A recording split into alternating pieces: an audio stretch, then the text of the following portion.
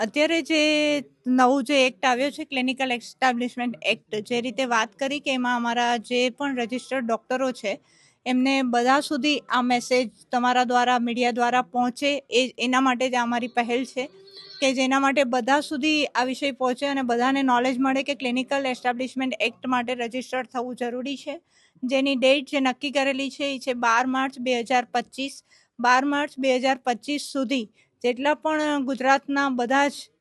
જે બોર્ડના અને આયુર્વેદના જેટલા પણ રજિસ્ટર્ડ ડૉક્ટરો છે એ બધાને આ એક્ટ હેઠળ પોતાનું રજિસ્ટ્રેશન કરાવવું જે ફરજિયાત છે અને એના માટે અમે બોર્ડ દ્વારા એમને અનુરોધ કરીએ છીએ અને આપના દ્વારા એ મેસેજ પહોંચે એવી અપીલ કરીએ છીએ. અત્યાર સુધીનો જે આંકડો છે કે જે લગભગ અત્યાર સુધી 5,500 જેટલા ડૉક્ટરોએ રજિસ્ટર કર્યું છે અને આ સતત હવે અવેરનેસ અમે પણ અમારા માધ્યમથી ડૉક્ટરોને અવેરનેસ કરી રહ્યા છીએ અને એના દ્વારા વધારેમાં વધારે અવેરનેસ કરીને અને બધા લોકોનું રજિસ્ટર થઈ જાય એના માટેનો આ પ્રયાસ છે. રજિસ્ટ્રેશન માટે જે લોકો